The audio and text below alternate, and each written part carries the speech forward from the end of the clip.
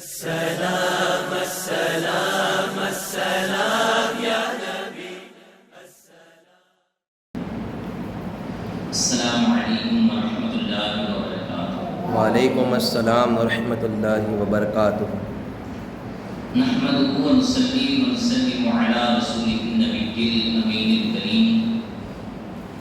ونحن علی ذلک لمن الشاہدین والشاکرین، اما بعد فاعوذ باللہ من الشیطان الرجیم، بسم اللہ الرحمن الرحیم۔ یا ایھا الذین آمنوا اتقوا اللہ وکونوا مع الصادقین، صدق اللہ مولانا العظیم وبلغنا رسولہ النبی الامین المکین الکریم ونحن على ذلك لمن الشاهدين والشاكرين والمطمئنين والحمد للہ رب العالمین۔ آئیے نہایت ہی ادب اور احترام کے ساتھ ساری کائنات کے رہبر عقیدت میرے اور آپ کے پیارے آقا جناب احمد مصطفیٰ حضرت محمد مصطفیٰ صلی اللہ علیہ وآلہ وسلم کی بارگاہ گور ناز میں اپنی غلامی کا ثبوت پیش کرتے ہوئے بآواز بلند ہدیہ درود پاک پیش کیجیے، پڑھیے اللہم صلی علی سیدنا و مولانا محمد وعلی آل سیدنا مولانا محمد وبارک وسلم۔ صلاۃ و سلام علیک یا رسول اللہ صلی اللہ تعالی علیہ وسلم۔ اللہ رب العزت کا نہایت ہی فضل و کرم اور اس کا احسان عظیم ہے کہ رب کائنات نے مجھے اور آپ کو مسلمان بنایا، نبی رحمت صلی اللہ تعالی علیہ وآلہ وسلم کی امت میں پیدا فرمایا، اور مزید اس کا احسان عظیم کہ اس نے ہمیں اہل سنت والجماعت میں رکھا۔ اللہ رب العزت ہمیں اہل سنت والجماعت کے معمولات کے مطابق زندگی گزارنے والا بنایا، اور انہی معمولات پر ہمیں خاتمہ بالخیر عطا فرمایا۔ اعلیٰ حضرت عظیم البرکت مجدد دین و ملت ہندوستان کی سرزمین پر یہ حضرت غوث پاک رضی اللہ تعالی عنہ کے ایک ایسے عاشق صادق ہیں، واقعی میں جب انہوں نے حضور غوث پاک پر کلام کیا اور اپنی قلم کو اٹھایا تو اپنی غلامی کا حق ادا کر کے رکھ دیا۔ آپ فرماتے ہیں واہ کیا مرتبہ اے غوث ہے بالا تیرا، سبحان اللہ۔ واہ کیا مرتبہ اے غوث ہے بالا تیرا، اونچے اونچوں کے سروں سے ہے قدم اعلیٰ تیرا، سبحان اللہ۔ اونچے اونچوں کے سروں سے ہے قدم اعلیٰ تیرا، سر بھلا کیا کوئی جانے کہ ہے کیسا تیرا، سر بھلا کیا کوئی جانے کہ ہے کیسا تیرا، اولیاء ملتے ہیں آنکھیں وہ ہے تلوا تیرا، اولیاء ملتے ہیں آنکھیں وہ ہے تلوا تیرا، اور کیا دبے جس میں حمایت کا وہ پنجہ تیرا، کیا دبے جس میں حمایت کا وہ پنجہ تیرا، شیر کو خطرے میں لاتا نہیں کتا تیرا، شیر کو خطرے میں لاتا نہیں کتا تیرا، اور قسمیں دے دے کے کھلاتا ہے پلاتا ہے تجھے، قسمیں دے دے کے کھلاتا ہے پلاتا ہے تجھے، پیارا اللہ تیرا چاہنے والا تیرا، پیارا اللہ تیرا چاہنے والا تیرا۔ اور فرماتے ہیں مصطفیٰ کے تنے بے سایہ کا سایہ دیکھا، مصطفیٰ کے تنے بے سایہ کا سایہ دیکھا، جس نے دیکھا میری جان جلوے زیبا دیکھا، جس نے دیکھا میری جان جلوے زیبا دیکھا، اور نبوی مہ علمی فس بطولی گلشن۔ کیا پیارا شعر ہے، ذرا دیکھیں کس طریقے سے اس کو پیرویا ہے۔ فرماتے ہیں نبوی مہ علمی فصل بطولی گلشن، حسنی پھول حسینی ہے مہکنا تیرا، حسنی پھول حسینی ہے مہکنا تیرا، اور نبوی ذل علوی برج بطولی منزل، نبوی ذل علوی برج بطولی منزل، حسنی چاند حسینی ہے اجالا تیرا، حسنی چاند حسینی ہے اجالا تیرا۔ پھر سماعت فرمائیں، فرماتے نبوی مہ علوی بطولی گلشن نبوی می علوی فصل بطولی گلشن حسنی پھول حسینی ہے مہکنا تیرا حسنی پھول حسینی ہے مہکنا تیرا اور تجھ سے پھر فرماتے نبوی ذل علوی برج بطولی منزل حسنی چاند حسینی ہے اجالا تیرا حسنی چاند حسینی ہے اجالا تیرا تجھ سے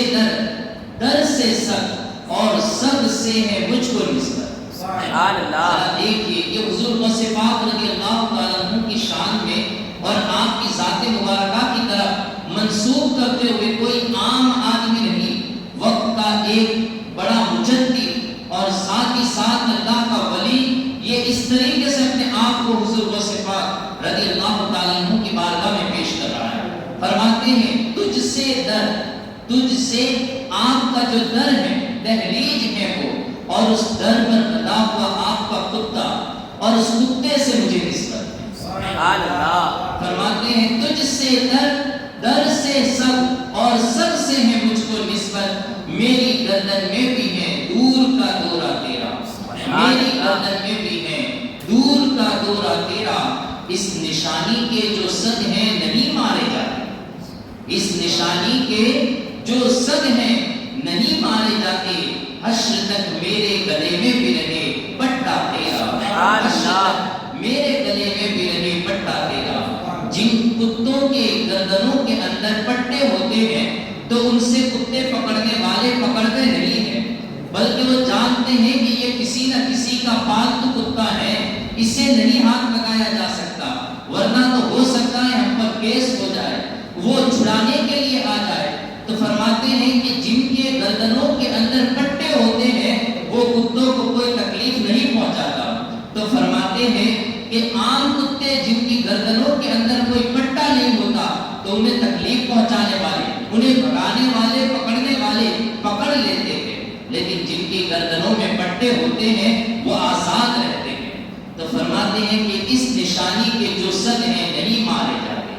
پہلے نشانی بتائی کہ میری گردن میں بھی ہے دور کا دورہ تیرا کہ میرے گلے میں بھی پٹا آپ کی غلامی کا ہے اور جس کے گلے کے اندر جس کی گردن کے اندر کسی کی غلامی کا پٹا ہو آپ کی غلامی کا پٹا ہو تو فرماتے ہیں کہ اس نشانی کے جو سر ہے نہیں مانے جاتے حشر تک میرے گلے میں بھی رہے پٹا تیرا حشر میں بھی اگر یہ پٹا گلے میں ہی رہا تو پھر رب کائنات کی بارگاہ سے بخشش کا پروانہ مل جائے گا جنت میں جانے کا حکم مل جائے گا تو فرماتے ہیں اس نشانی کے جو سر ہے نہیں مانے جاتے حشر تک میرے گلے میں بھی رہے پٹا تیرا میری قسمت کی قسم کھائے سگانے بغداد میری قسمت کی قسم کھائے سگانے بغداد ہند میں بھی ہوں تو دیتا ہوں پہرا دیتا رہوں پہرا تیرا ہند میں بھی ہوں تو دیتا رہوں پہرا تیرا تیری عزت کے نثار اے میری غیرت والے تیری عزت کے نثار اے میرے غیرت والے آہ صد آہ کہ یوں خوار ہوں بے روا تیرا بد سہی چور سہی مجرم و ناکارہ سہی بد سہی چور سہی مجرم و ناکارہ سہی اے وہ کیسا ہی سہی ہے تو کریمہ تیرا کریمہ تیرا مجھ کو رسوا بھی اگر کوئی کہے گا تو یوں ہی مجھ کو رسوا بھی اگر کوئی کہے گا تو یوں ہی کہ وہی نہ وہ رضا بندے رسوا تیرا کہ وہی نہ وہ رضا بندے رسوا تیرا ہے رضا یوں نہ ملت تو نہیں جیت تو نہ ہو ہے رضا یوں نہ ملت تو نہیں جیت تو نہ ہو سید جیت ہر دہر میں ہے مولا تیرا سید جیت ہر دہر میں ہے مولا تیرا فخر آقا میں رضا اور بھی ایک نظم رفیع فخر آقا میں رضا اور بھی ایک نظم رفیع چل دکھا لائے سنا خوانوں میں چہرہ تیرا چل دکھا لائے سنا خوانوں میں چہرہ تیرا واہ کیا جود واہ کیا مرتبہ اے غوث ہے وعدہ تیرا اونچے اونچوں کے سروں سے ہے قدم اعلیٰ تیرا سبحان اللہ درود پاک پڑھیے اللہم صلی علی سیدنا مولانا محمد وعلی آل سیدنا مولانا محمد وبارک وسلم سلام و سلام علیک یا رسول اللہ صلی اللہ تعالی علیہ وسلم۔ کل کی نشست میں ہم نے سماعت کیا کہ حضور غوث پاک رضی اللہ تعالی عنہ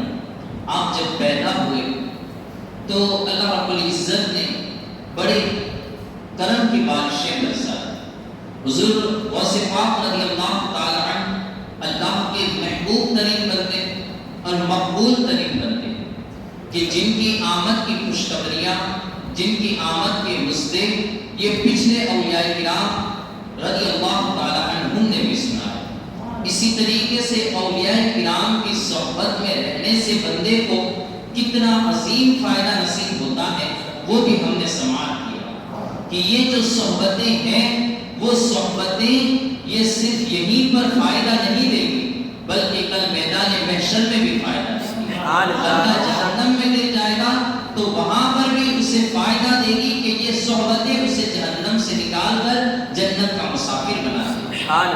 تو فرمایا گیا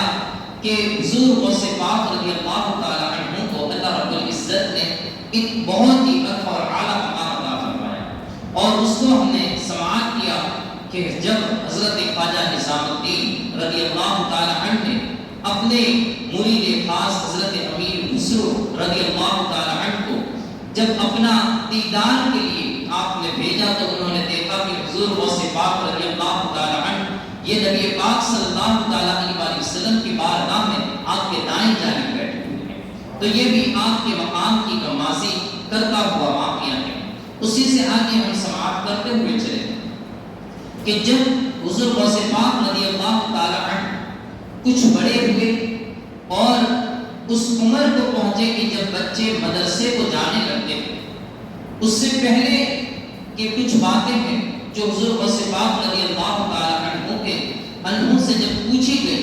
تو حضور غوث پاک رضی اللہ تعالی عنہ نے خود اسے بیان فرمایا۔ حضرت غوث پاک رضی اللہ تعالی عنہ کی اللہ رب العزت نے بچپن ہی سے وہ حفاظت فرمائی کہ آپ جب کہ چھوٹے چھوٹے بچے 3 سال کے بچے 4 سال کے بچے یہ کھیل کود کے اندر لگے ہوئے ہوتے ہیں، لیکن حضور غوث پاک رضی اللہ تعالی عنہ کی رب کائنات نے اس عمر میں بھی حفاظت فرمائی اور اس عمر کے اندر بھی اللہ رب العزت نے حضور غوث پاک رضی اللہ تعالی عنہ کو کھیل کود سے بچایا۔ ایسی حالت کے اندر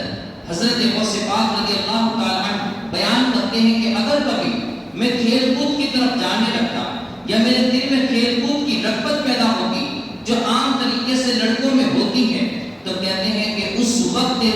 میں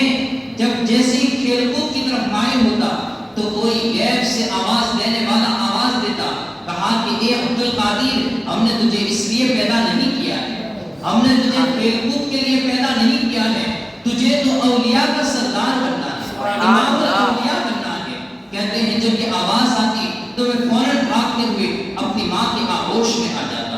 اب وہاں پر اسی طریقے سے یہ دین چلتے رہے۔ حضرت غوث پاک رضی اللہ تعالی عنہ یہ ہمیشہ کھیل کود سے پرہیز کرتے، کبھی بار عام بچے جس طریقے سے کھیل کود کرتے ہیں وہاں پر آپ نہ جاتے، یہاں تک کہ اب وہ عمر کو پہنچے کہ جب آپ کا داخلہ مکتب کے اندر کرایا گیا، جب آپ کی والدہ ماجدہ نے آپ کو مکتب کے اندر بھیجا، اس سے پہلے ہی حضور غوث پاک رضی اللہ تعالی عنہ کے والد ماجد کا انتقال آپ کے بچپن ہی کے اندر ہو چکا تھا۔ حضرت غوث پاک رضی اللہ تعالی عنہ نے بچپن ہی سے نبی پاک صلی اللہ علیہ وسلم کی طرح یتیمی میں پرورش پائی کہ جب آپ کچھ ابھی عمر آپ کی بڑی رہی تھی کہ اسی وقت آپ کے والد ماجد حضرت ابو صالح موسیٰ جنگی دوست رحمۃ اللہ تعالی علیہ کا انتقال ہو گیا۔ آپ کی والدہ نے آپ کی اچھے طریقے سے پرورش کی اور حضرت سیدنا عبداللہ سمعی رضی اللہ تعالی عنہ یہ بھی زندہ تھے، انہی کی تربیت میں رہے، یہاں تک کہ پھر آپ کی عمر جب 4 سال کی ہوئی تو پھر آپ کو مکتب کے اندر لے جایا گیا۔ آپ جب مکتب میں پہلے ہی دین پہنچے تو اس وقت بتایا جاتا ہے، روایتوں میں آتا ہے کہ حضور غوث پاک رضی اللہ تعالی عنہ سے استاذ نے کہا بیٹے عبد القادر پڑھو بسم اللہ الرحمن الرحیم۔ کہتے ہیں حضور غوث پاک رضی اللہ تعالی عنہ نے جب بسم اللہ پڑھی تو قرآن مجید کے 18 پارے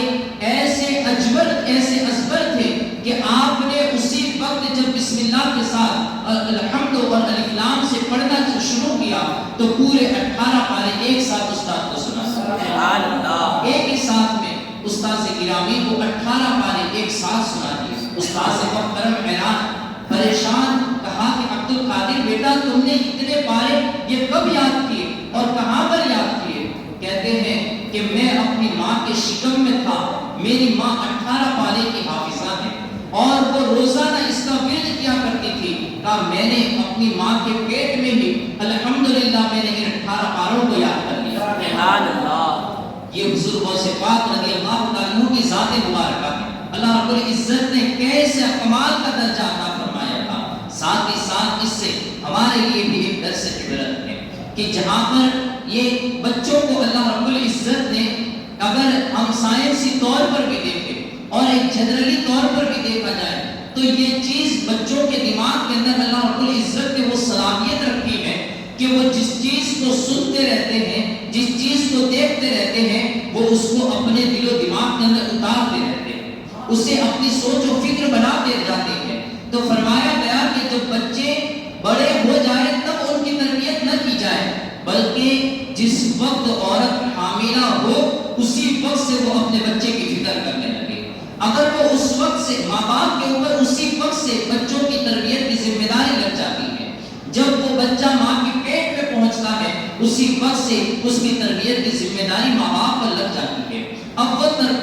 حاملہ عورت جس طریقے کے کام کاج میں مشغول رہے گی بچے پر اس کا اثر پڑتا چلا جائے گا۔ جیسے حضور غوث پاک رضی اللہ تعالیٰ عنہ کی والدہ ماجدہ کلام مجید کی تلاوت کرتی تھی، حضور غوث پاک رضی اللہ تعالیٰ عنہ پر قرآن مجید کا یہ اثر ایسا ہوا کہ وہ روزانہ قرآن مجید کی تلاوت کرتی تھی۔ حضور غوث پاک رضی اللہ تعالیٰ عنہ کو 18 پارے یاد تھے۔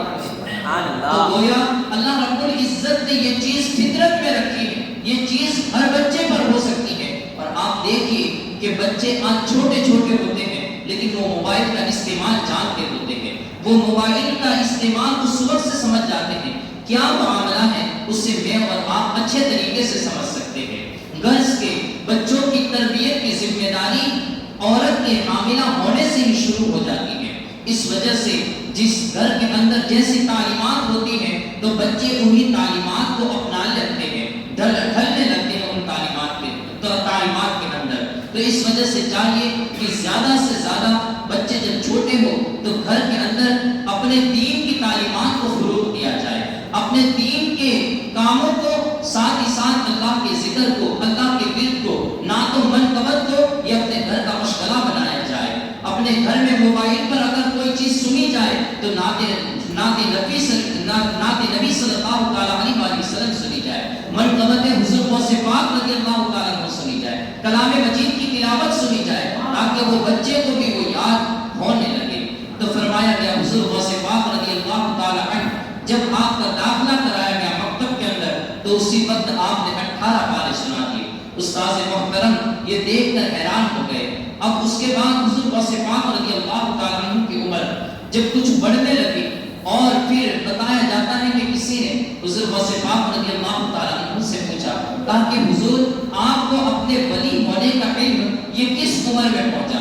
کہتے ہیں کہ میں جس وقت مکتب میں جاتا تھا، جب چھوٹی عمر کا تھا مکتب میں جاتا تھا تو اس وقت سے مجھے اپنے ولی ہونے کا علم ہو چکا تھا۔ کہا کہ وہ کس طریقے سے؟ کہا کہ جب میں اپنے گھر سے نکل کر مکتب کی طرف جاتا تو اللہ رب العزت کی طرف سے ایک فرشتہ انسانی شکل کے اندر میرے ساتھ چلتا رہتا۔ کہتے ہیں میں اسے اپنی آنکھوں سے دیکھتا اور جب میں مکتب کے اندر پہنچتا تو وہ فرشتہ اور اس کے ساتھ دوسرے بھی کوئی فرشتے ہوتے، وہ کہتے کہ عبد القادر اللہ کے ولی کے لیے اب اے بچوں جگہ کو خالی کر دو، اللہ کے ولی کے لیے جگہ کو کشادہ کر دو۔ کہتے ہیں کہ یہ آواز ایسی آواز ہوتی تھی کہ جو مکتب کے تمام بچے بھی سنتے تھے اور میرے استاد گرامی بھی سنا کرتے ہیں۔ سبحان اللہ۔ کہتے ہیں بس ان آواز سے مجھے یہ پتہ لگ چکا تھا کہ رب کائنات نے مجھے ولایت کے مقام پر فائز کروایا۔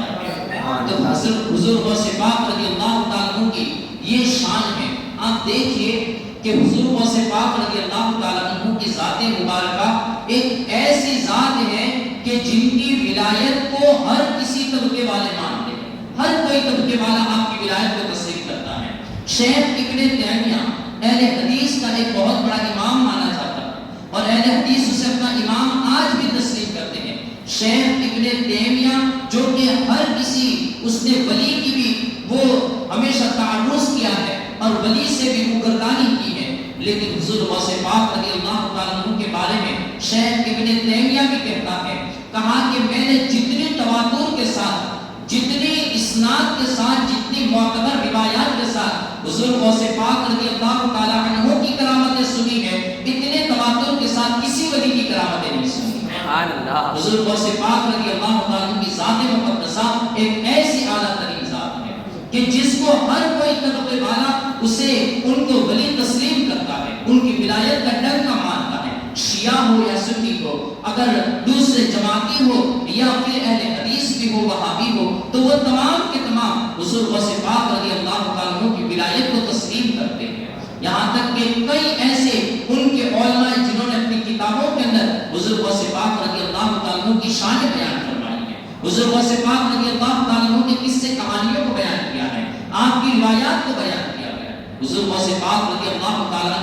اللہ کی ایسی مقبول، اللہ رب العزت کی ایسی مقبول عطا کا نام ہے۔ آپ ذرا غور کیجئے کہ اللہ رب العزت نے اتنا اعلیٰ مقام عطا فرمایا کہ دشمنوں کی زبان سے بھی آپ کی تعریف فرمائی۔ سب سے بہتر تو یہ ہوتا ہے کہ دشمن بھی کسی کے گیت گانے لگے تو پھر اس کی ذات ایک نمایاں ذات ہوتی ہے۔ حضور غوث پاک رضی اللہ تعالیٰ کی ذات مبارکہ بھی ایک ایسی نمایاں ذات تھی کہ آج تک دشمن آپ کے گیت گاتے ہوئے چلے آ رہے ہیں اور گاتے جائیں گے۔ حضور غوث پاک رضی اللہ تعالیٰ عنہ ابھی کچھ بڑے ہی ہوئے تھے کہ آپ کے نانا جان حضرت عبداللہ سمعی رضی اللہ تعالیٰ عنہ کا انتقال ہو گیا۔ اب آپ کی کفالت کا سارا ذمہ یہ آپ کی والدہ محترمہ کے اوپر آ گیا۔ حضرت غوث پاک رضی اللہ تعالیٰ عنہ کی عمر بڑھتی گئی، یہاں تک کہ آپ 18 سال کے ہو گئے۔ 18 سال کے ہو گئے تو کہتے ہیں ایک دن عرفہ کا دن تھا اور میں اپنے اسی طریقے سے ایک چل رہا تھا ایک راستے پر کہ میرے آگے ایک بیل چل رہا تھا۔ کہتے ہیں میں نے اس کی دم پکڑنی چاہی اور میں نے جیسے ہی اس بیل کی دم پکڑی کہ وہ بیل نے فوراً ہی پیچھے کی طرف منہ کر لیا اور منہ پلٹ کر اس نے اپنی زبان سے اللہ رب العزت نے اسے گویائی عطا فرمائی اور وہ کہنے لگا ما لہذا خلقت یا عبد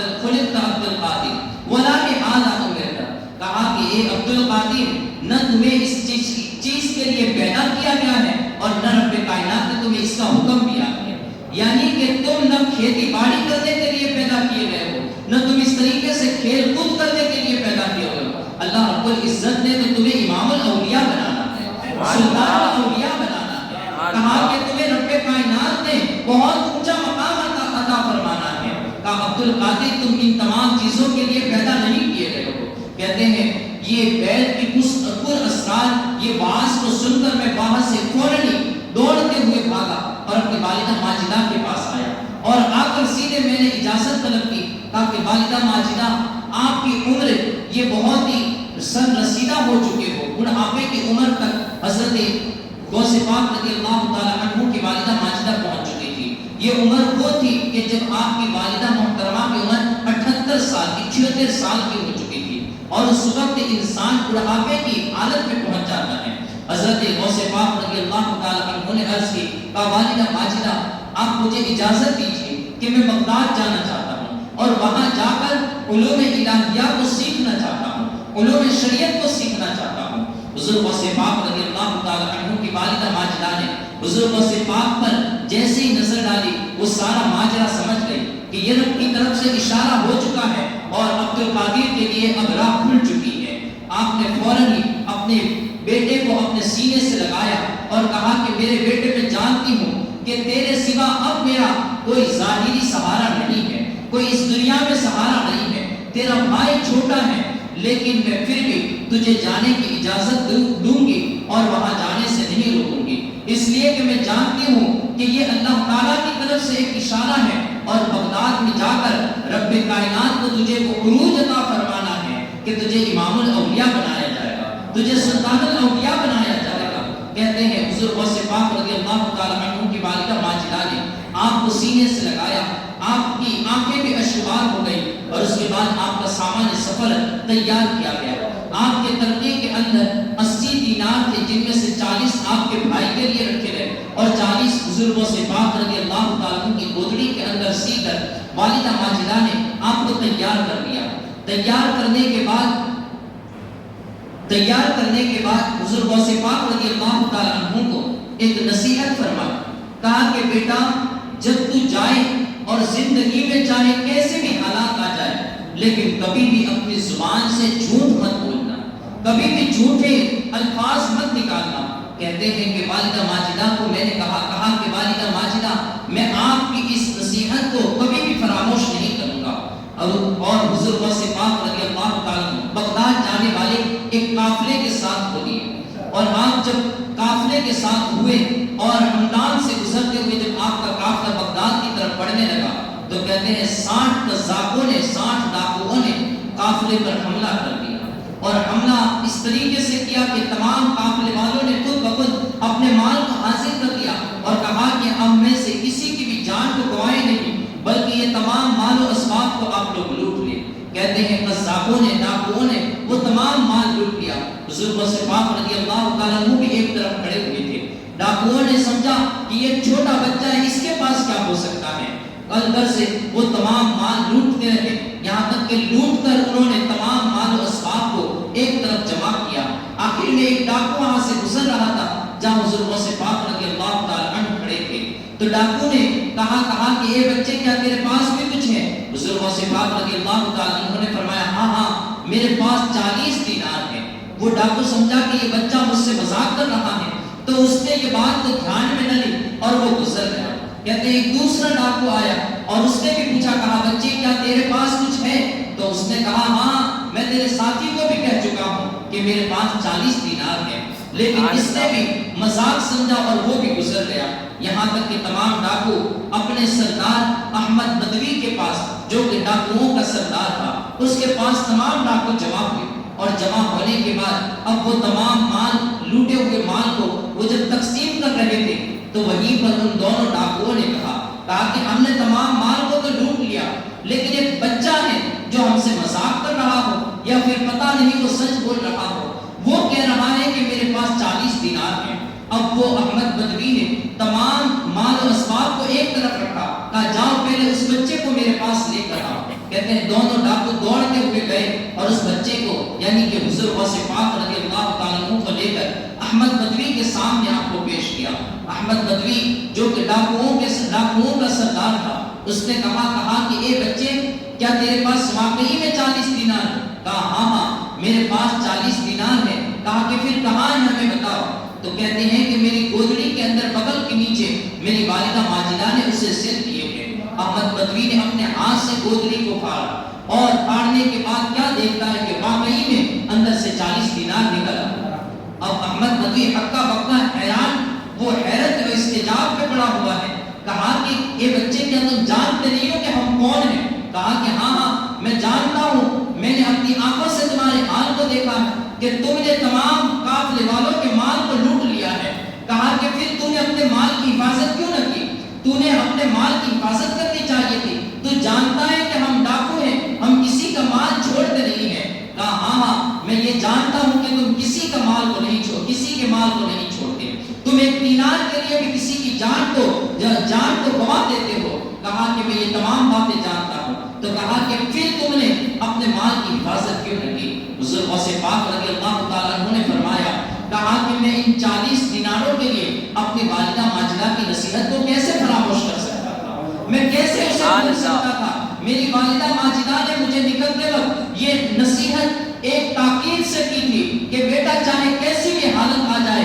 لیکن کبھی جھوٹ مت بولنا، کبھی سچائی کے دامن کو مت چھوڑنا۔ کہتے ہیں میں اپنی والدہ کی نصیحت، یہ 40 دینار تو کیا بلکہ اس سے بھی زیادہ میرے پاس مال ہوتا تو میں اس کے لیے بھی جھوٹ کبھی بھی نہ بولتا۔ بزرگوں سے پاک رضی اللہ تعالیٰ عنہ کی یہ وہ سچائی تھی۔ یہاں سے وہ ایک ایسا آپ کا دروازہ اللہ رب العزت نے کھول دیا کہ یہ وہ سچائی تھی کہ احمد بدوی وہاں پر حضور سے پاک رضی اللہ تعالیٰ عنہ کے قدموں کو پکڑ کر رونے لگا اور وہ گڑ گڑانے لگا، یہاں تک کہ وہ اس قدر رویا کہ اس کی داڑھی تر ہو گئی اور کہتا ہے اے بچے تو نے تو میری آنکھوں کو کھول دیا، میرے دل سے پردوں کو اٹھا دیا کہ آج تو نے اپنے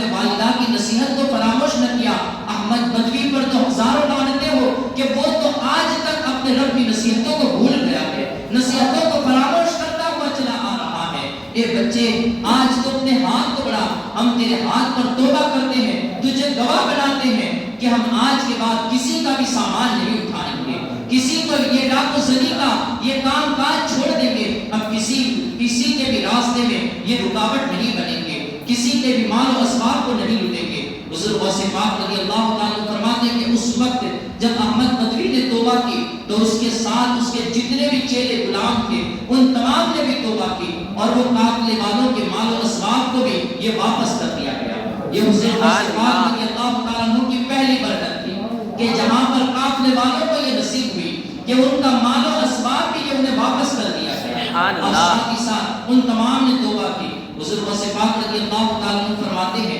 کہ جب احمد بدوی نے توبہ کی تو اس کے تمام چیلے غلام کہنے لگے، اے احمد، تو آج تک ڈاکو گیری کے اندر، قزاقی کے اندر ہمارا سردار تھا، آج توبہ میں بھی تو ہمارا سردار ہے،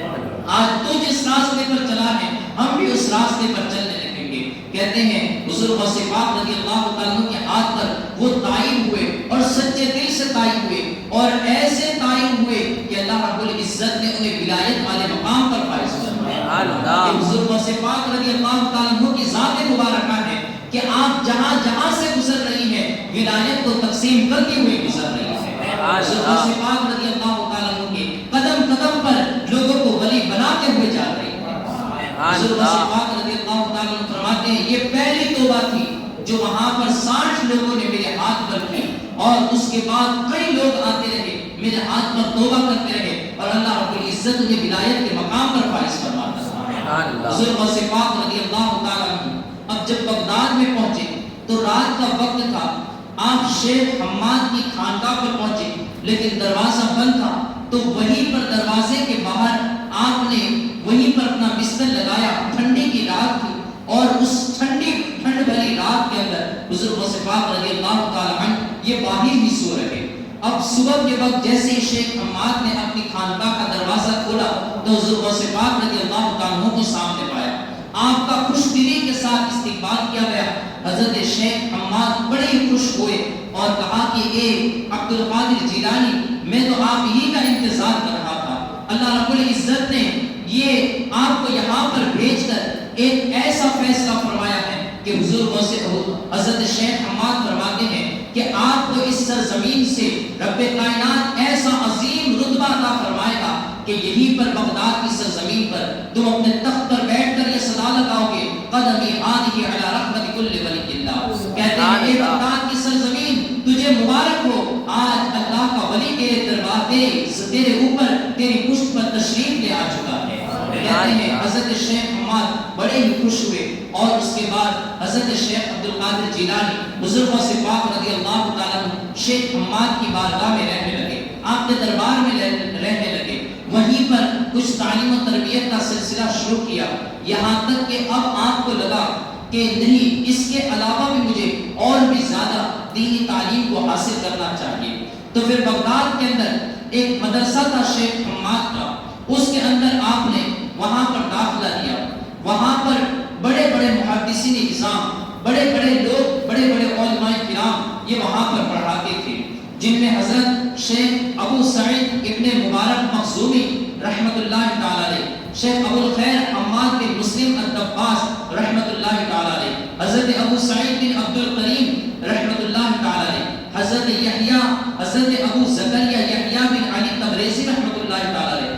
ایسے بڑے بڑے محدثین یہ وہاں پر پڑھایا کرتے تھے۔ اس مدرسے کے اندر حضور غوث پاک رضی اللہ تعالیٰ عنہ نے داخلہ کیا، 8 سال تک وہاں پر پڑھتے رہے، علم فقہ اور ہر طریقے کے علوم و فنون کے اندر ایسی مہارت تامہ حاصل کی کہ جس وقت حضور غوث پاک رضی اللہ تعالیٰ عنہ مدرسے سے فارغ ہوئے تو اس وقت بغداد کی سرزمین پر کوئی ایسا عالم نہ تھا جو آپ کے ہم پلہ کہا جا سکے، جو آپ کے مقابل نہ آ سکے۔ حضور غوث پاک رضی اللہ تعالیٰ عنہ نے اس طریقے سے تعلیم و تربیت حاصل کی۔ تعلیم و تربیت ہی کے زمانے کا ایک واقعہ ہے کہ یہ تمام تعلیم و تربیت جو آپ نے حاصل کی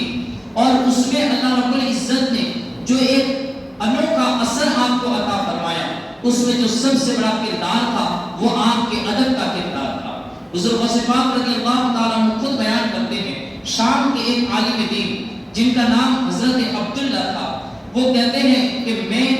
عبد القادر اور ابن سقا یہ تینوں ہم ساتھ میں پڑھا کرتے تھے، اور تینوں نامور علم کے اندر، علم حاصل کرنے کے اندر ایک نامور اسٹیج پر پہنچے ہوئے تھے۔ کہتے ہیں کہ جب ہم مدرسہ نظامیہ بغداد کے اندر مصروف تعلیم تھے تو اس وقت بغداد کے اندر ایک بزرگ کے بارے میں یہ کہاوت مشہور تھی کہ وہ بزرگ جب چاہتے ہیں اپنی نشست پر آ جاتے ہیں اور جب چاہتے ہیں وہیں سے غائب ہو جاتے ہیں۔ کہتے ہیں کہ ہم نے یہ بات سن رکھی تھی تو ایک دن ہم نے پلان بنایا کہ ہم ان کی زیارت کے لیے جائیں گے۔ کہتے ہیں ہم تینوں شخص تیار ہوئے اور حضرت شیخ حماد جن کا نام تھا ان کی زیارت کے لیے وہاں پر ان کے مکان کی طرف، ان کی خانقاہ کی طرف جانے لگے۔ انہیں غوث وقت بھی کہا جاتا تھا۔ کہتے ہیں کہ جب ہم ان کی خانقاہ پر پہنچے تو ہم نے دیکھا کہ وہاں پر کوئی بھی موجود نہیں ہے اور وہ اپنے تخت پر بھی موجود نہ تھے۔ کہتے ہیں ابن سقا نے اس وقت کہا کہ اگر وہ آ جائیں تو میں ان سے ایسا سوال کروں گا کہ وہ اس کا جواب نہ دے سکیں گے۔ عبداللہ نے کہا کہ میں نے بھی اپنے دل میں سوچا کہ میں ان سے ایک ایسا سوال کروں گا اور دیکھتا ہوں کہ وہ کیا جواب دیتے ہیں۔ حضور غوث پاک رضی اللہ تعالیٰ عنہ، ہمارے ماں باپ آپ پر قربان، حضرت غوث پاک رضی اللہ تعالیٰ عنہ نے فرمایا، کہا کہ نہیں تم لوگ یہ کیسی باتیں کر رہے ہو، میں تو یہاں پر صرف اس لیے آیا ہوں کہ وہ اللہ کے نیک بندے کی زیارت کرو اور ان کے فیضان سے مالا مال ہو، ان کی برکتیں حاصل کرو۔ کہتے ہیں کہ اب یہ تینوں وہیں پر بیٹھے ہوئے تھے کہ اچانک شیخ حماد یہ اپنی نشست پر موجود ہو گئے، وہاں پر حاضر ہو گئے، نہ کسی دروازے سے آئے نہ کسی راستے سے داخل ہوئے۔ کہتے ہیں شیخ حماد کو ہم نے اپنی آنکھوں کے سامنے پایا، غوث وقت کو جب ہم نے اپنی آنکھوں کے سامنے پایا اور غیظ و غضب اور پرجلال انداز میں دیکھا اور فوراً ہی ابن سقا کی طرف مخاطب ہوئے، کہا کہ اے ابن سقا، کیا تو مجھ سے ایسا سوال کرنا چاہتا ہے کہ جس کا میں جواب نہ دے سکوں؟ سن لے، تیرا سوال بھی یہ ہے اور اس کا جواب بھی یہ ہے۔ اور حضرت غوث وقت نے وہاں پر جو بزرگ تھے انہوں نے کہا کہ تیرا سوال بھی یہ ہے، تیرا جواب بھی یہ ہے، لیکن میں دیکھ رہا ہوں کہ کفر کی آگ یہ تجھے اپنے اندر خاکستر کر جائے گی، کفر کی آگ تجھے ڈبا لے جائے گی۔ اب واقعی میں ہوا یہی کہ کفر کی آگ نے اسے آ لیا۔ ابن سقا یہ اس قدر بڑا عالم بنا، ایسا بڑا مناظر بنا کہ بادشاہ وقت نے اسے اپنے دربار میں جگہ عطا فرمائی، یہاں تک کہ پھر روم کے شہنشاہ سے جب ایک مناظرہ کرانا چاہا عیسائیوں کے ساتھ تو وہاں پر ابن سقا کو روم کے اندر بھیجا گیا۔ روم میں وہ جب گیا تو وہاں پر بھی اس نے ایسی کامیابی حاصل کی کہ وہاں کے تمام پادریوں کو ہرا دیا۔ اب اس کے بعد اسے وہیں پر بادشاہ کی بیٹی پسند آئی تو اس نے نکاح کی خواہش ظاہر کی، کہا کہ میرا نکاح تمہاری بیٹی کے ساتھ کر دیا جائے۔ بادشاہ کے نزدیک بھی اس کا مقام بڑھ چکا تھا، اس نے کہا کہ میں تم سے نکاح کس طریقے سے کروں، تم ایک الگ مذہب کے ہو، میں ایک الگ مذہب رکھتا ہوں۔ کہا کہ اگر تم اپنا مذہب چھوڑ دو تو پھر میں اپنی بیٹی تمہارے نکاح میں دے سکتا ہوں۔ کہتے ہیں ابن سقا کی یہ دنیاوی شہرت اور اس کی لعنت اسے کفر تک پہنچا گئی۔ ابن سقا نے اپنے دین کو چھوڑ دیا اور وہ عیسائی بن گیا، وہ کافر بن گیا۔ کہتے ہیں وہ شیخ کا فرمان، شیخ حماد کا فرمان یہ صادق آیا، وہ سچا ہو گیا کہ اس نے اللہ کے ولی کی گستاخی کی تو اسے کفر کی آگ نے دبوچ لیا، وہاں پر وہ عیسائی بن گیا، ایمان سے ہاتھ دھو بیٹھا۔ کہتے ہیں پھر عبداللہ کی طرف مخاطب ہوئے، کہا کہ اے عبداللہ، تو مجھ سے ایسا سوال کرنا چاہتا ہے اور دیکھنا چاہتا ہے کہ میں کیا جواب دوں۔ ہاں تیرا سوال یہ ہے اور اس کا جواب بھی یہ ہے، یاد رکھ کہ تو دنیا کی لالچ کے اندر اس طریقے سے پھنس جائے گا کہ دنیا تیرے کانوں تک آ جائے گی، دنیا تیرے کانوں تک سما جائے گی۔ کہتے ہیں اس کے بعد حضرت شیخ عبد القادر جیلانی حضور غوث پاک رضی اللہ تعالیٰ عنہ کی طرف مخاطب ہوئے اور آپ نے کہا، اے عبد القادر، تم نے ادب کو بجا لایا، اللہ رب العزت نے تمہارے نصیب کو چمکا دیا، تم نے آج یہاں پر ادب کے دامن کو تھاما۔ رب کائنات تمہیں، میں دیکھ رہا ہوں کہ اللہ رب العزت تمہیں ایسا مقام عطا فرمائے گا کہ تم ایک دن ایسے ہی ایک اونچے تخت پر بیٹھے ہوئے ہوں گے اور اللہ رب العزت کی طرف سے تمہیں حکم ملے گا کہ تم کہو قدمی ہاتھی علی رغبت کل ولی اللہ، کہ میرا یہ قدم تمام اولیاء کی گردنوں پر ہے۔ جس نے منبر بنی گردن اولیاء، اس پیارے والے کی قسمت پہ لاکھوں سلام۔ تو کہتے ہیں کہ حضور غوث پاک رضی اللہ تعالی عنہ کو اللہ رب العزت نے وہ مقام و مرتبہ عطا فرمایا، ساتھ ہی ساتھ میرے اور آپ کے لیے درس عبرت ہے۔ بزرگان دین فرماتے ہیں با ادب با نصیب، بے ادب بدتمیز، کہ جو ادب والا ہوتا ہے وہ نصیب دار ہوتا ہے۔ اس لیے سعادت مندی اسی میں ہے کہ ہم ہمیشہ اپنے بڑوں کا ادب کرتے رہے، اور ہمارے بزرگان دین کی تعلیمات بھی یہی ہے کہ ہر مسلمان کا ادب کیا جائے اور کسی بھی مسلمان کو وزیر اور کمتر نہ سمجھا جائے، اس لیے کہ ہو سکتا ہے آپ جسے کمتر سمجھ رہے ہو وہ اللہ کا ولی ہی ہو، اس وجہ سے کسی مسلمان کو کمزور اور کمتر کبھی بھی نہ سمجھا جائے۔ حضور غوث پاک رضی اللہ تعالی عنہ نے انہی تعلیمات کو جب مکمل کر لیا،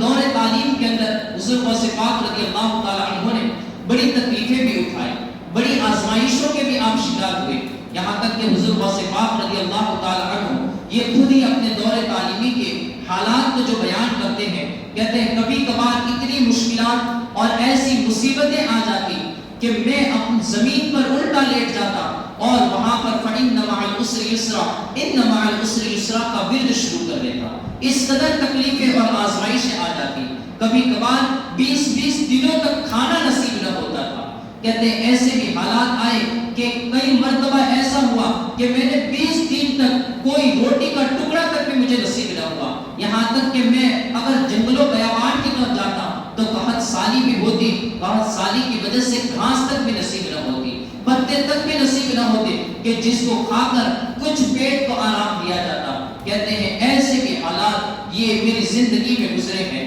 کہتے ہیں ایک مرتبہ ایسی حالت تھی کہ مجھے کئی روز سے فاقہ تھا، میں نے کتنے دنوں سے کھانا نہیں کھایا تھا۔ یاد رکھو میرے بزرگوں اور نوجوان ساتھیوں، یہ کسی ایسے انسان کی بات نہیں کر رہے ہیں، کوئی عام بندے کی بات نہیں کی جا رہی ہے، یہ وقت کے امام اور امام الاولیاء حضور غوث پاک رضی اللہ تعالیٰ عنہ کی بات کی جا رہی ہے۔ آج ذرا سی تکلیف ہوتی ہے ہم لوگوں کے دروازے کھٹکھٹانے لگتے ہیں، تھوڑی سی مصیبتوں پر اللہ رب العزت کا شکوہ بھی کرنے لگتے ہیں، لیکن آج ہم ایسے کی بات کر رہے ہیں جن کو ہم مشکلوں کے اندر پکارا کرتے ہیں اور کہتے ہیں یا غوث الاعظم دستگیر مدد فرمائیے،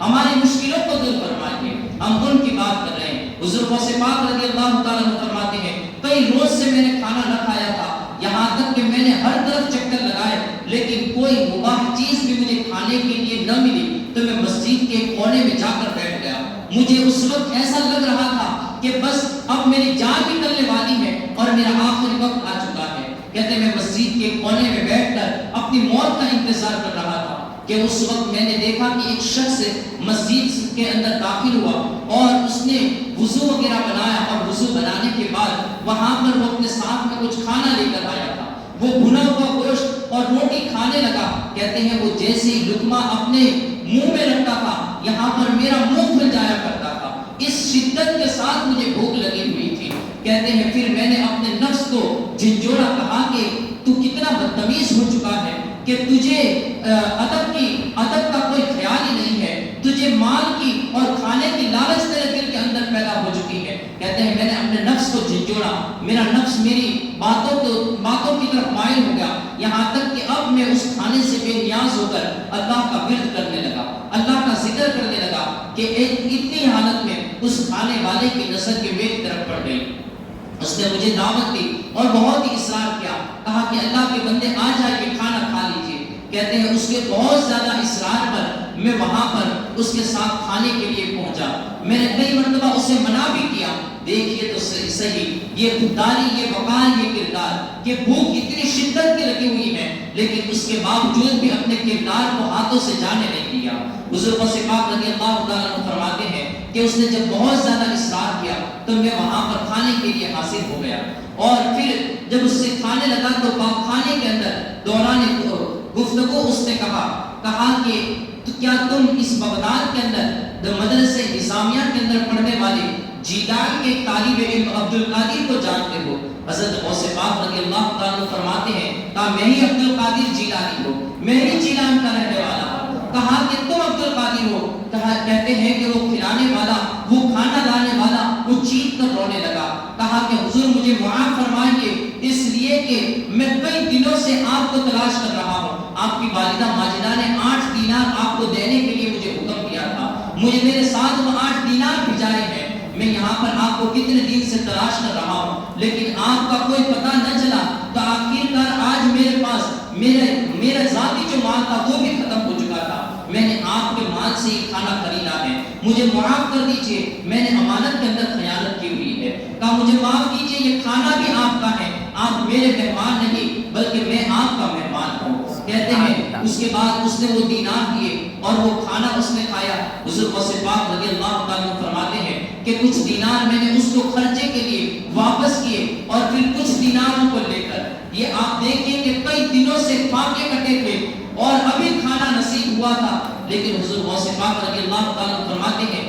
پھر میں نے ان دیناروں کو جو اپنے ہاتھ میں لیا تو مجھے بغداد کے ان پہاڑوں کی گھاٹیوں کے اندر بیٹھے ہوئے ان فقیروں کی یاد آ گئی جو کئی دنوں سے وہاں پر مباح چیز کو تلاش کر رہے تھے، گھاس پھوس کو تلاش کر رہے تھے لیکن انہیں وہ بھی نصیب نہ تھی۔ میں انہی دیناروں کا کھانا خریدا اور ان فقیروں کی طرف، ان اللہ کو یاد کرنے والوں کی طرف گیا اور ان لوگوں کو کھانا پیش کر دیا، جتنے دینار آئے تھے وہ تمام کے تمام وہاں پر لٹا دیے۔ یہ حضور غوث پاک رضی اللہ تعالیٰ عنہ کی ذات مبارکہ ہے۔ جب آپ نے اس طریقے سے اللہ رب العزت کی طرف سے آنے والی آزمائشوں کے اندر ثابت قدمی دکھائی تو پھر رب کائنات نے بھی واقعی میں بڑی مزے کی جزا عطا فرمائی، ایسی جزا عطا فرمائی کہ آج تک آپ کا نام و نشان آج تک باقی ہے، کل قیامت تک باقی رہے گا۔ یہ آپ کا ذکر یہ رب کائنات نے بلند فرمایا ہے، اس لیے کہ جو رب کا ذکر کرتا ہے اللہ رب العزت اس کا ذکر بلند و بالا فرما دیتا ہے،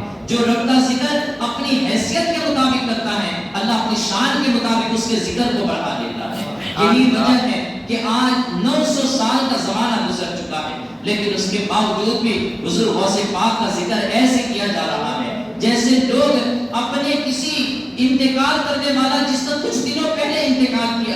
کیا ہو گیا ہو، اس کا جس طریقے سے ذکر کرتے ہیں بلکہ اس کا ذکر کرنے والے بھی اس کے خاندان والے ہوں گے۔ یہاں پوری دنیا میرے غوث کا ذکر کر رہی ہے، پوری دنیا میرے غوث کے نام پر صدقے نکال رہی ہے، پوری دنیا غوث پاک کے نام پر خیرات کرتی جا رہی ہے۔ یہ اللہ رب العزت نے آپ کے ذکر کو بلندی عطا فرمائی ہے۔ فرماتے ہیں حضرت غوث پاک رضی اللہ تعالیٰ عنہ کہ ایک دن اس طریقے سے بھی آیا کہ میرے اوپر کئی سال گزر گئے، یہاں تک کہ پھر مجھے اللہ رب العزت کی طرف سے اب کچھ اشارے بھی نصیب ہونے لگے۔ ایک دن ایک شخص آیا اور اس نے کہا کہ تمہیں میری اطاعت کرنی ہے اور میں اللہ رب العزت کی طرف سے تمہارے لیے پابند کیا گیا ہوں، تمہیں میری اطاعت کرنی ہے اور میرے حکم کے بغیر کوئی کام نہیں کرنا ہے۔ کہتے ہیں وہ شخص مجھے جنگل و بیابان کی طرف لے گیا اور وہاں لے جا کر مجھے ایک جگہ پر بٹھا دیا اور کہا کہ جب تک میں دوبارہ واپس نہ آؤں تم اس جگہ سے اٹھنا مت، اس جگہ سے کہیں جانا مت۔ کہتے ہیں میں اس جگہ پر بیٹھ گیا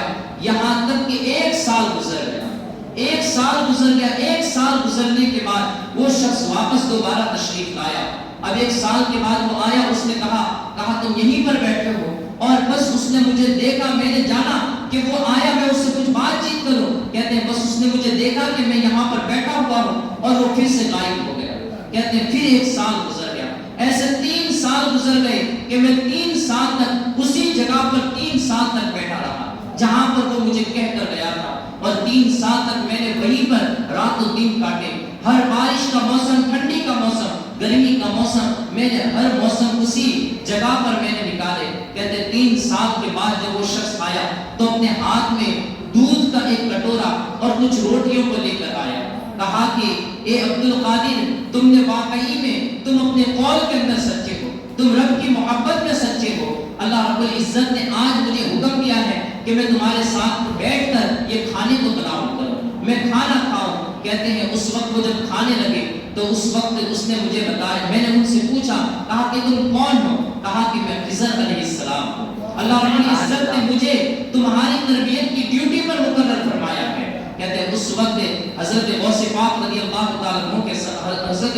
غوث پاک رضی اللہ تعالیٰ عنہ نے حضرت خضر علیہ السلام کے ساتھ یہ وہاں پر کھانے کو تناول فرمایا۔ فرماتے ہیں کہ مجاہدہ اور ریاضت کے اندر میں نے بڑی مشکلوں کا سامنا کیا، لیکن کبھی بھی میں نے کبھی کمزوری نہ دکھائے، یہاں تک کہ اس وقت شیطان اور شیطان کے چیلے اس طریقے سے مجھے پریشان کرنے کے لیے آ جاتے، وہ کبھی اپنی ظاہری شکلوں کے اندر میرے سامنے آ جاتے، جنات وغیرہ بھی آ جاتے اور وہ مجھے اپنی جگہ سے اٹھانا چاہتے تھے، مجھے وہاں مجاہدات اور ریاضات سے اٹھانا چاہتے اور وہاں سے مجھے دنیا کی طرف مائل کرنا چاہتے، وہ طرح طریقے کے جال بچھاتے، لیکن حضور غوث پاک رضی اللہ تعالیٰ عنہ فرماتے ہیں کہ اللہ رب العزت ان شیاطین کے تمام وسوسوں سے، ان کی تمام جالوں سے میری حفاظت فرماتا۔ کئی مرتبہ تو ایسا ہوا کہ شیطان کے چیلے جب کمزور ہو گئے تو ایک دن ابلیس خود بھی آ گیا، ابلیس نے آ کر کہا، اے عبد القادر، تو نے مجھے بڑا پریشان کر رکھا ہے،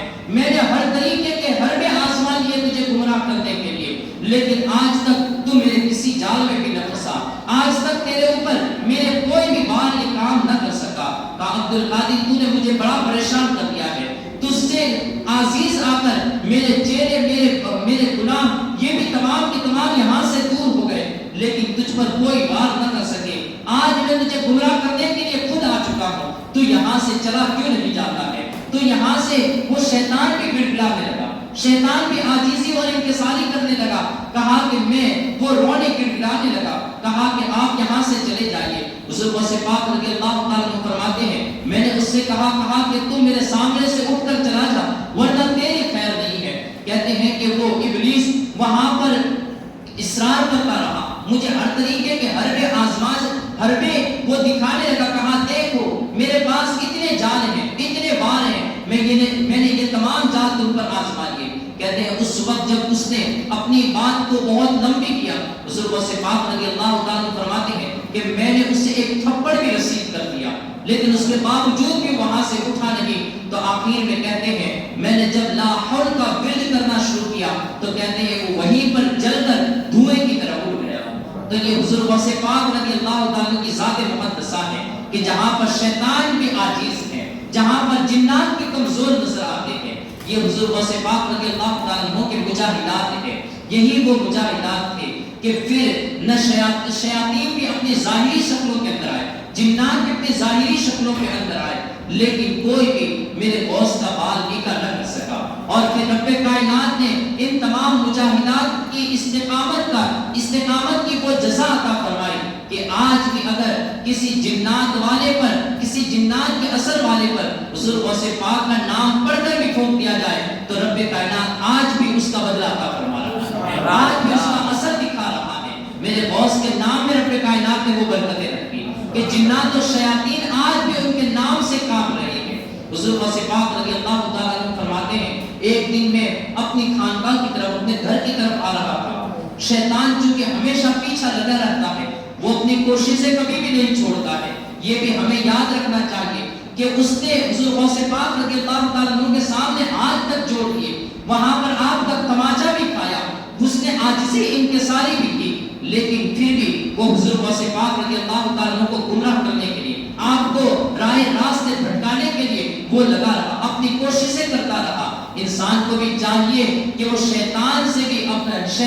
بھی مضبوط بنے، اس لیے کہ وہ اپنے عقیدے کے اندر جس طریقے کا مضبوط ہے، مسلمانوں کو چاہیے کہ وہ اپنے ایمان کے اندر ایسی مضبوطی دکھائے، وہ ہمیشہ کوششوں کے اندر لگے رہے۔ کہتے ہیں کہ حضور غوث پاک رضی اللہ تعالیٰ عنہ فرماتے ہیں میں اپنی خانقاہ کی طرف ایک دن آ رہا تھا کہ میں نے راستے میں دیکھا کہ بادل نما ایک سایہ میرے اوپر سایہ فکن ہو گیا، اور پھر اس کے اندر سے ایک روشنی پھٹی اور اس روشنی کے اندر سے آواز آنے لگے، کہا اے عبد القادر میں تیرا رب ہوں اور میں نے آج تیرے لیے تمام حرام چیزوں کو حلال کر دیا ہے۔ کہتے ہیں میں نے پھٹ سے لا حول ولا قوت الا باللہ العلی العظیم پڑھا، کہتے ہیں وہ روشنی غائب ہو گئی، وہ اندھیرے کے اندر بدل گئی اور وہاں سے ایک دھواں اٹھتا ہوا نظر آیا۔ حضور غوث پاک رضی اللہ تعالیٰ عنہ کے مریدین نے عرض کی، کہا کہ حضور آپ نے کس طریقے سے پہچانا کہ وہ شیطان مردود ہے؟ کہا کہ اس لیے کہ اللہ رب العزت کبھی بھی بے حیائی کا حکم نہیں دیتا ہے، اس نے حرام چیزوں کو مجھ پر حلال کرنے کا جو آواز لگائی، کہا میں اس سے سمجھ گیا کہ یہ اللہ کی طرف سے آواز نہیں ہے بلکہ یہ شیطان مردود کی طرف سے ہے۔ تو حضور غوث پاک رضی اللہ تعالیٰ عنہ فرماتے ہیں کہ جب وہ وہاں سے ظلمت کے اندر، اندھیروں کے اندر بدلنے لگا تو اس وقت بھی وہ اپنا مکر تو کرتا ہی گیا، کہا کہ اے عبد القادر تجھے تیرے علم نے بچا لیا، حضور غوث پاک رضی اللہ تعالیٰ عنہ فرماتے ہیں مردود مجھے میرے علم نے نہیں بلکہ میرے اللہ نے مجھے بچا دیا، میرے اللہ نے میری حفاظت فرمائی۔ تو یہ حضور غوث پاک رضی اللہ تعالیٰ عنہ کی ذات مقدسہ ہے۔ اللہ رب العزت نے واقعی میں آپ کو ولیوں کے اندر ولیوں کا شہنشاہ بنایا، سلطان الاولیاء بنایا، امام الاولیاء بنایا، اور ان تمام کے پیچھے اگر دیکھا جائے تو حضور غوث پاک رضی اللہ تعالیٰ عنہ کی حیات طیبہ، سیرت طیبہ ایک بہترین نمونہ اور آئیڈیل ہمارے لیے ہے کہ حضور غوث پاک رضی اللہ تعالیٰ عنہ کی تعلیمات کو اپنانے سے ہمیں راہ راست نصیب ہو سکتی ہے، معرفت کے